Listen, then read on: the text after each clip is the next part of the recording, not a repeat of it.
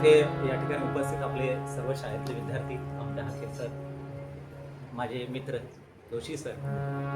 एक आषाढी एकादशी निमित्ताने तेवढी भगवंताची सेवा आपण करूया. देवा तुझा मी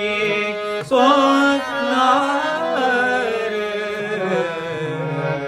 देवा तुझा मी सोनार, तुझे नामाचा व्यवहार, तुझे नामाचा व्यवहार, देवा तुझा मी सोनार, देवा तुझा मी सोनार,